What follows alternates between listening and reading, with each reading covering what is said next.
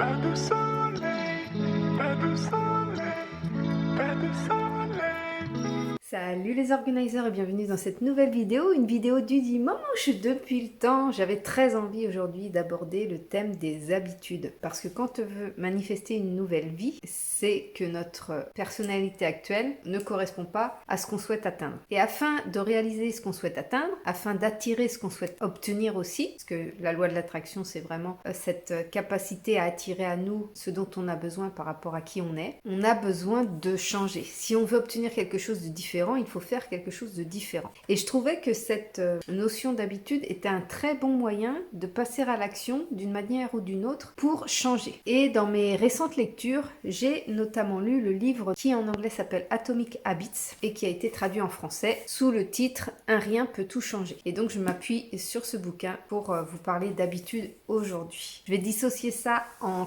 4 grandes lois qui sont énoncées et qui sont les suivantes: la loi de l'évidence, la loi de l'attractivité, la loi de la facilité et la loi de la satisfaction. Alors si vous êtes comme moi, vous avez sans doute peut-être expérimenté de mettre en place de nouvelles habitudes et certaines ont bien fonctionné et d'autres vous n'avez jamais réussi à aller au bout de cette mise en place d'habitudes et vous avez abandonné avant. Ça arrive souvent par rapport à certaines habitudes, surtout si elles sont loin de notre personnalité ou loin de nos capacités. Et donc, dans cette vidéo, je vais vous détailler du mieux possible toutes les petites parties qu'aborde James Clear, mais bien évidemment que je vous conseille de lire le livre. Il est très bien fait. Il est facile à lire, par contre, il y a énormément d'informations, donc c'est un livre plutôt à lire et à relire pour pouvoir vraiment intégrer tout ce qu'il a à dire. Mais déjà, le résumé que je vais vous faire aujourd'hui, ça va pouvoir vraiment vous aider à voir les grandes lignes de ce qu'il propose pour pouvoir mettre en place de nouvelles habitudes. Alors restez bien jusqu'à la fin de la vidéo parce que je vais vous proposer un exercice qui va vous permettre de commencer justement le processus de mise en place de nouvelles habitudes. Donc j'espère que vous allez rester jusqu'au bout et j'espère surtout que cette vidéo va vous plaire, que vous aurez envie de liker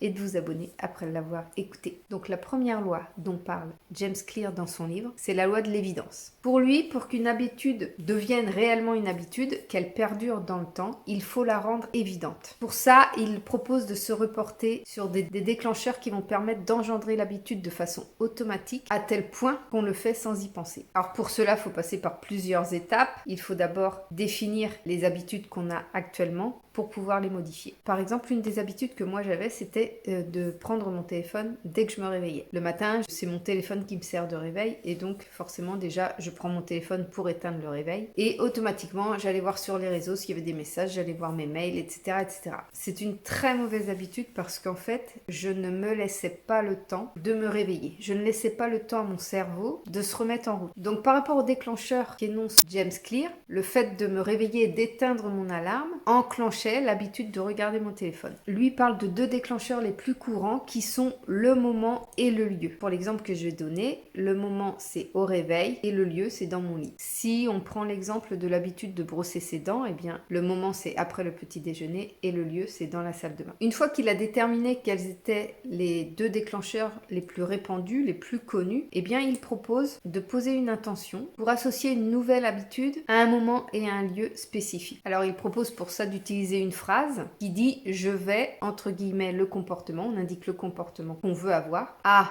tel moment, dans tel endroit. Donc si je donne un exemple, admettons que je veuille prendre l'habitude de poser une intention chaque matin au réveil plutôt que de regarder mon téléphone, je vais poser l'intention suivante. Je vais poser mon intention du jour dès que je me réveille dans mon lit. Donc j'ai annoncé le comportement que je veux avoir, à quel moment je veux l'avoir et où je veux l'avoir. Un autre exemple d'intention qu'on peut poser, c'est je vais faire au moins 5 minutes de yoga après mon lever dans ma chambre. Donc j'ai bien indiqué le comportement que je veux avoir, le moment où je veux le faire et le lieu où je veux le faire. Il parle aussi de superposition d'habitudes. Quand c'est difficile de mettre en place une habitude de but en blanc comme ça, on peut la superposer à une autre habitude. Par exemple, si j'ai envie d'aller marcher, de faire une marche tous les matins, même si c'est que 5-10 minutes, eh bien je vais poser une intention là aussi. La formule de l'intention c'est après, entre guillemets, l'habitude actuelle, je vais, entre guillemets, la nouvelle habitude. Donc je donne un exemple. Après avoir brossé mes dents, ce qui est l'habitude actuelle, je vais marcher, ce qui est l'habitude nouvelle. Je vous précise précise que tous les éléments que je vais vous partager dans cette vidéo, je vais également vous les partager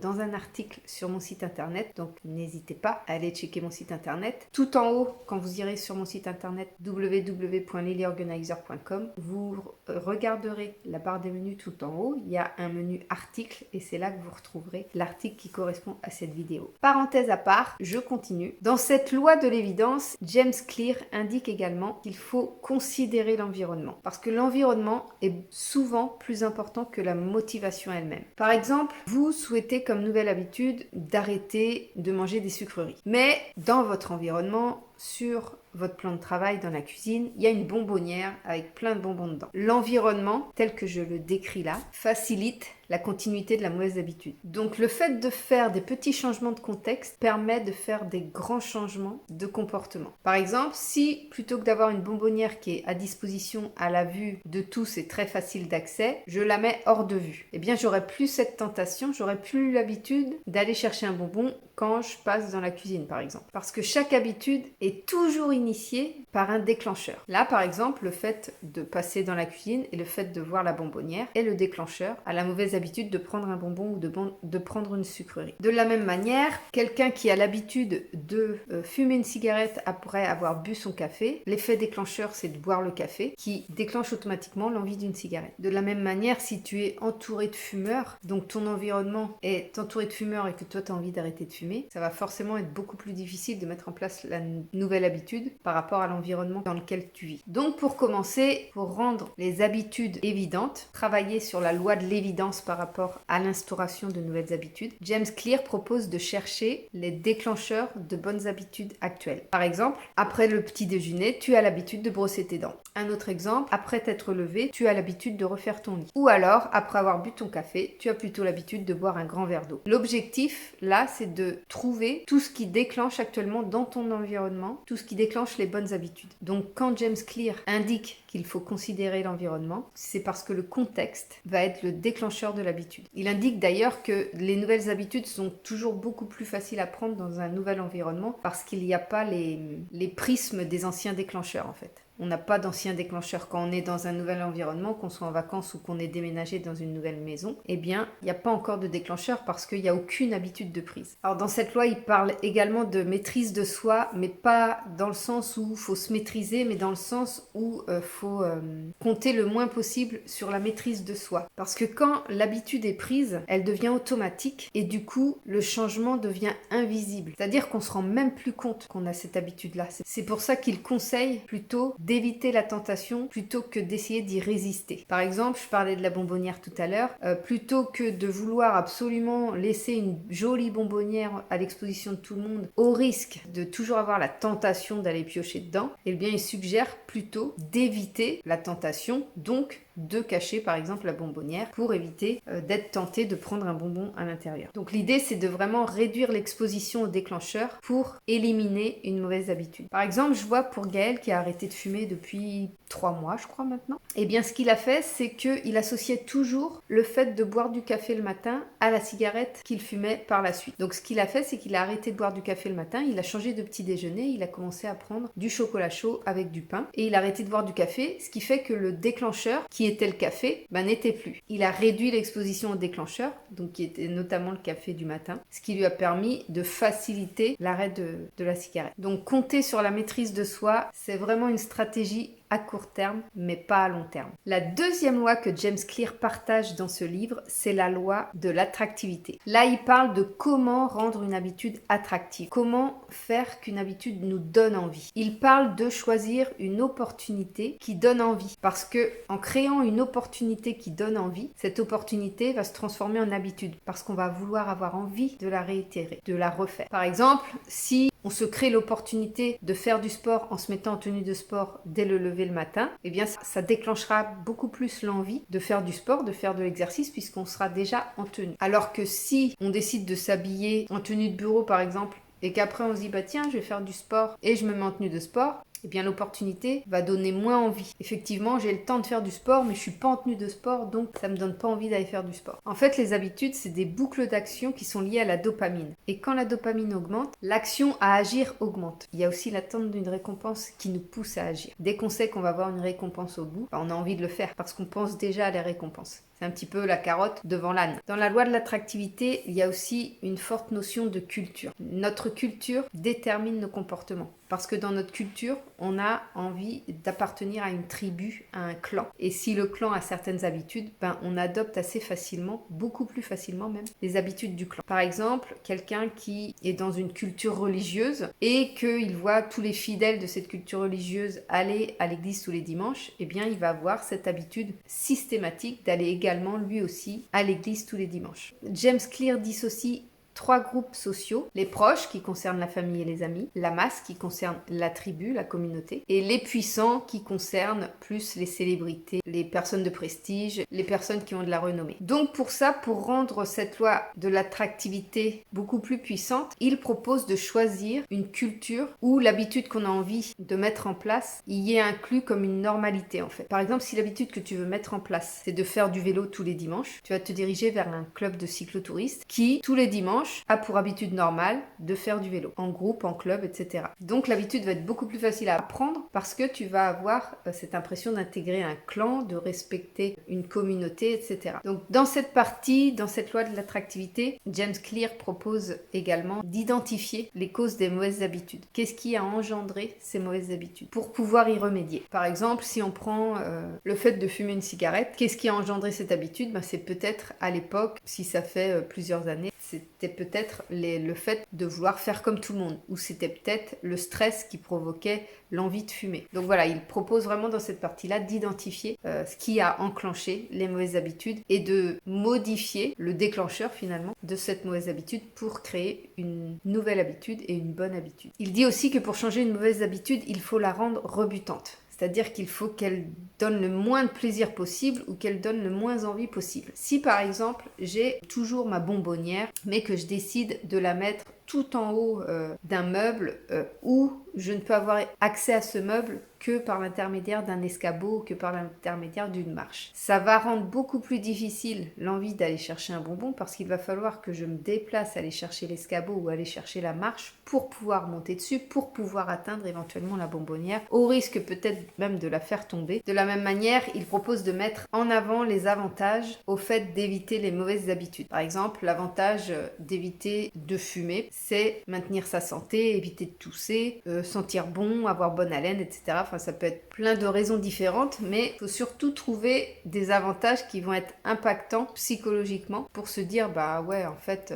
cette mauvaise habitude-là, elle vaut pas la peine que je la continue parce que ça me procure beaucoup plus d'avantages à arrêter cette habitude-là que de la continuer. Par exemple, moi, tout récemment, qu'est-ce qui m'est arrivé? C'est que je suis une gourmande et que j'adore manger du chocolat, j'adore manger des bonbons. Je m'en achète pas pour moi, mais pour les enfants, j'en achète et eux s'en achètent aussi et je me retrouve avec ces tentations-là. Donc, ils mettent ça dans leur chambre, je n'y ai pas accès, c'est formidable, sauf que quand je monte dans leur chambre, j'ai facilement accès aux choses et ils me donnent facilement un bonbon, ils me donnent facilement un chocolat parce qu'ils savent que je suis gourmande. Donc, il y a l'effet de l'environnement, puisque je suis dans un environnement où j'ai des enfants qui mangent beaucoup de cochonneries, comme moi j'ai pu en manger auparavant. Et je me suis retrouvée là dans une situation où, avec le dérèglement hormonal que je subis actuellement, le chocolat et tout ce qui est sucre industriel m'est interdit si je ne veux pas me provoquer des symptômes assez gênants du genre des crampes intestinales. Donc l'avantage au fait d'arrêter la mauvaise habitude de grignoter et de manger des bonbons ou du chocolat, c'est que ça va m'éviter d'avoir des douleurs intestinales, qui n'est pas rien parce que ça fait vraiment très très mal.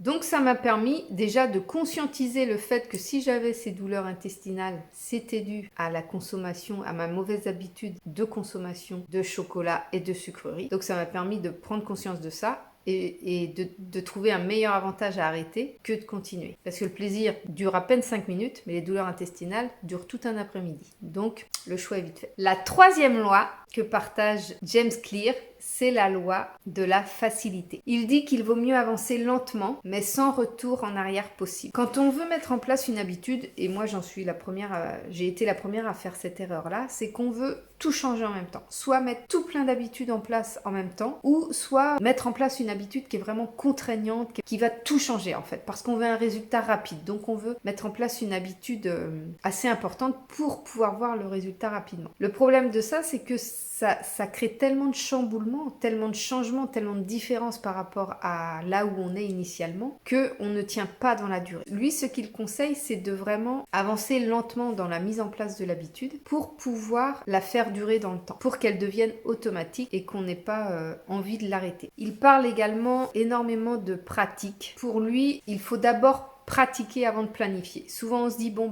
tel jour de telle heure à telle heure je ferai ceci, cela, etc.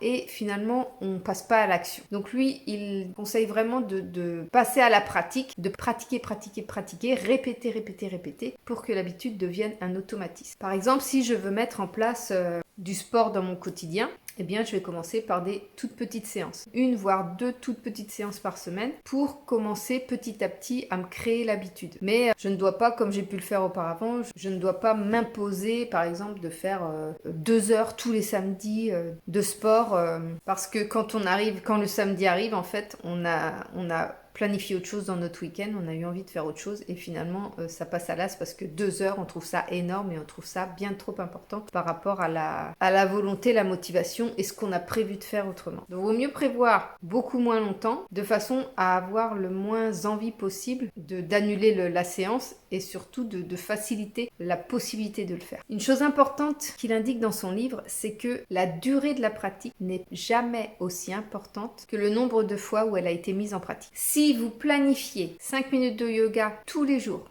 seulement 5 minutes de yoga tous les jours pendant 6 mois, plutôt que de faire 30 minutes de yoga une fois tous les 6 mois, vous ferez 15 heures de yoga en 6 mois en faisant 5 minutes de yoga par jour, plutôt que 30 minutes de yoga en faisant du yoga une seule fois en 6 mois. Donc voilà, c'est vraiment se concentrer sur le nombre de fois qu'on pratique plutôt que la durée de la pratique en elle-même. Il indique également d'adopter, pour cette loi de la facilité, d'adopter la loi du moindre effort qui correspond complètement à l'être humain puisque moins on fait d'efforts et plus on a de la facilité à faire les choses. Donc il dit de créer un environnement où c'est facile de faire les choses bien. Par exemple, s'il y a une pièce où il y a toujours un espace disponible pour pratiquer par exemple le yoga ou poser son tapis. Moi je vois par exemple dans mon bureau, j'ai toujours un grand espace où je peux facilement poser mon tapis de yoga.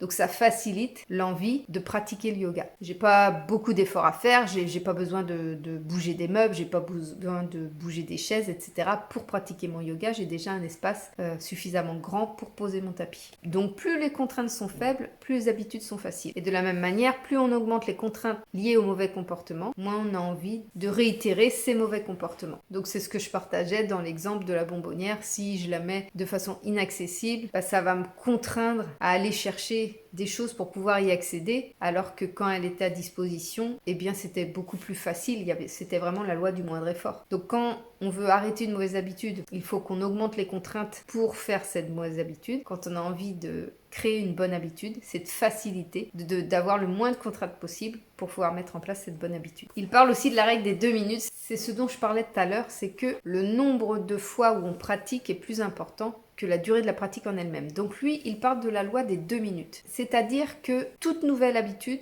ne doit pas durer plus de 2 minutes. Ça permettra d'éviter la procrastination et de mettre en place une répétition de l'habitude pour pouvoir après l'optimiser, l'améliorer, etc. Donc il parle de normaliser l'habitude, de la rendre automatique, même si elle dure que 2 minutes, mais rendre cette habitude automatique pour ensuite l'optimiser. Donc si on veut mettre en place une habitude qui, dans l'idéal qu'on souhaiterait, durerait 30 minutes, admettons, eh bien on va commencer par créer finalement le début du processus qui durera moins de 2 minutes, mais qui après être devenu automatique permettra de l'optimiser en disant tiens, je fais ça là, je vais rajouter ça.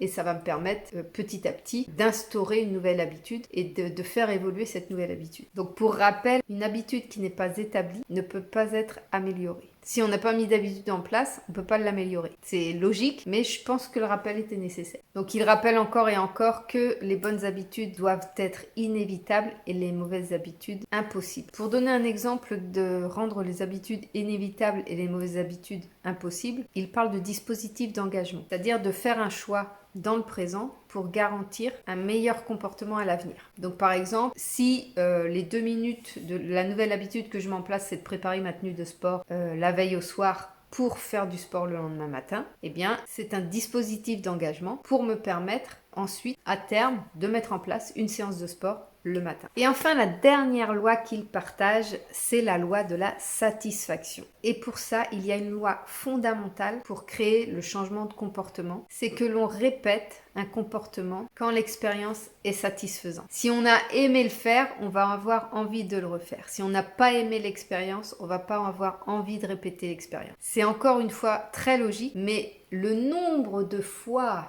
où j'ai voulu mettre en place des habitudes mais qui ne me satisfaisaient pas, que je kiffais pas en fait, bah forcément les habitudes je vais les arrêter parce qu'elles me satisfont pas. Je les aime pas en fait. Je mets en place des habitudes mais j'aime pas les faire, même si elles sont bénéfiques pour ma santé par exemple, j'avais pas envie de les faire. Donc du coup j'ai arrêté. Donc c'est vraiment important, il donne des notions qui paraissent évidentes, qui paraissent simples, et pourtant on a tendance, malgré tout, à vouloir mettre en place des habitudes qui ne respectent pas ces 4 lois. Pour vous donner un exemple, pour ma santé, j'avais envie de me mettre à faire du jogging, de me mettre à courir, et j'ai essayé, et c'était très laborieux, j'avais beaucoup de courbatures, et j'étais vraiment, je détestais courir. C'était quelque chose que ça m'apportait rien de positif, j'étais crevée, courbaturée, j'ai essayé plusieurs formules, en allant tout doucement, etc., en faisant des pauses, etc. Il y avait une application Decathlon que j'utilisais pour pouvoir, pour débutants et pour pouvoir commencer le jogging de façon douce, etc. Et malgré tout, j'ai pas réussi à maintenir cette habitude-là parce que vraiment, c'est pas quelque chose qui me rend joyeuse en fait. C'est vraiment pas quelque chose qui me plaît. Et donc, ce que j'ai décidé de faire, c'est de choisir une habitude qui me permettrait d'améliorer ma santé, mais que je trouverais sympa à faire. Et donc, la marche correspondait à ce que j'aime faire et ça me permet de rester en bonne santé tout autant que le jogging. Dans la loi de la satisfaction, il y a aussi l'idée que le cerveau préfère la récompense immédiate à la récompense différée. Par exemple, tu veux perdre du poids. Donc ta récompense immédiate, tu vas pas vraiment en avoir. Parce que pour perdre du poids, il va falloir du temps. Donc, ça va être une récompense différée. Le fait de ne pas voir aussitôt les effets de l'effort que tu fais ou les effets de l'habitude que tu as, eh bien, ça va pas te donner envie de continuer. Et c'est d'ailleurs souvent pour ça qu'il y en a beaucoup qui abandonnent, qui veulent maigrir, mais qui abandonnent. Donc, pour pouvoir faire perdurer une habitude, il faut vraiment qu'elle ait une récompense immédiate, même si elle est infime. Par exemple, quand j'ai mis en place la marche, eh bien, ma récompense immédiate, c'est de mieux respirer, de me sentir beaucoup mieux au niveau de mes poumons après avoir marché. Donc ça, c'est ma récompense immédiate. Et ma récompense différée, ce sera d'avoir à terme une meilleure santé. Alors pour rester fidèle aux bonnes habitudes, il faut toujours avoir cette notion de progression. Parce que le sentiment le plus satisfaisant, c'est celui de progresser. Donc il propose de mettre en place un système de suivi des habitudes. On note ses habitudes, on note l'évolution par rapport à l'habitude qu'on a décidé de mettre en place. Et ça permet ainsi de voir la progression et d'avoir envie de continuer l'habitude pour progresser encore davantage. Il parle aussi de garant, c'est-à-dire une personne à qui on dit notre objectif, à qui on dit ce qu'on a envie de mettre en place. On engage quelqu'un d'autre en dehors de nous, eh bien on a cette envie de ne pas décevoir et le fait que si on manque à nos promesses, eh bien on va devoir assumer le fait d'abandonner. En plus, si quelqu'un nous observe, eh bien ça va augmenter la motivation à continuer l'habitude qu'on met en place. Quelque chose d'important aussi par rapport à la loi de la satisfaction, c'est de choisir un domaine de compétition où on est déjà bon. C'est-à-dire que là, le fait d'avoir choisi le jogging, j'ai choisi vraiment une activité où j'étais pas bonne du tout et donc que j'aimais pas et en plus où j'étais pas bonne du tout. Donc c'était compliqué déjà dès le départ de mettre cette habitude en place. Donc pour le même résultat, on peut décider de choisir une habitude dans des domaines où on a déjà des capacités, ce qui va nous permettre de faciliter la mise en place de l'habitude et de la faire évoluer, de la faire progresser. Et par rapport au progrès, il dit aussi que l'ennemi du succès, ce n'est pas tant l'échec, mais c'est surtout l'ennui. Quand une habitude devient trop routinière, eh bien on finit par s'ennuyer. Donc d'où l'intérêt de toujours chercher à progresser, de toujours chercher à évoluer. Et enfin, il met le doigt sur les inconvénients de la création de nouvelles habitudes. C'est qu'une fois qu'elles sont automatisées, ces habitudes-là, on ne voit plus les petites erreurs, parce que c'est tellement devenu un automatisme qu'on voit plus les petites erreurs, ce qu'on pourrait améliorer finalement dans cette habitude-là. Donc il propose lui d'ajouter des exercices volontaires à l'habitude pour la maîtriser, toujours dans cet esprit d'évolution, de progression. Je vais maintenant vous partager un exercice que moi j'ai fait et qui m'a permis de mieux structurer la mise en place de nouvelles habitudes et de mieux comprendre mes habitudes actuelles, et je vous le partage tout de suite en voix off. C'est parti pour cet exercice que je vous propose qui va vous permettre de décortiquer vos mauvaises habitudes et pourquoi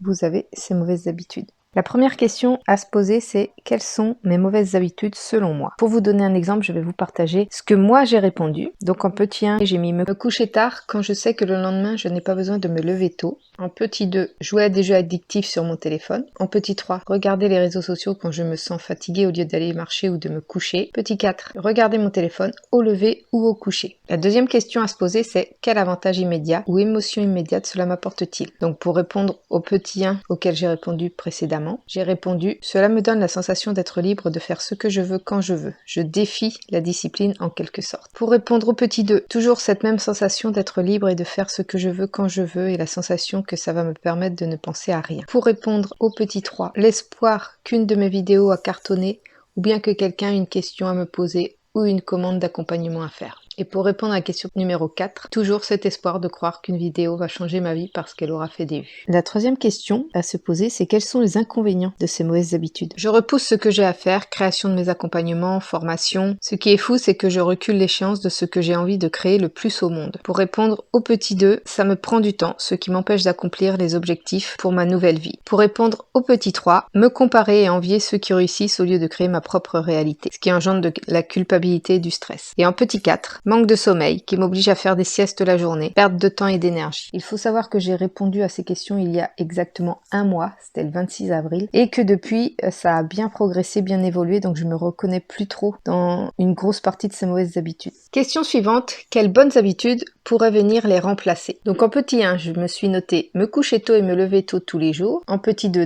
désinstaller et arrêter les jeux addictifs sur mon téléphone et remplacer ce temps par la marche. En petit 3, accéder à mes réseaux uniquement pour publier. Et en petit 4, faire en sorte que la dernière chose que je fasse au coucher soit d'écouter mes nouvelles croyances sur l'argent et la première chose que je fasse au lever soit mon Miracle Morning. Quels avantages m'apporteront ces nouvelles habitudes? En petit 1, un meilleur repos, une meilleure énergie, un meilleur mindset. En petit 2, meilleure écoute de moi-même, plus de calme et de sérénité. En petit 3, meilleure estime de moi-même, moins d'influence des autres sur moi. En petit 4, meilleure énergie, beaucoup moins, voire plus du tout de fatigue. Et en petit 5, nouvelles croyances, nouveaux objectifs, nouvelles actions inspirées, nouveaux résultats. J'ai eu envie de vous créer un support PDF pour que vous puissiez répondre à ces questions. Donc vous pourrez le retrouver avec l'article sur mon site internet www.lilyorganizer.com. Voilà, j'espère que cette vidéo vous a plu. N'hésitez pas à aller voir sur mon site internet où je vous mets un document modèle par rapport à l'exercice que je viens de vous partager et un article de blog par rapport à toute cette vidéo. Vous retrouvez tous les éléments de cette vidéo par écrit dans l'article sur mon blog. Donc n'hésitez pas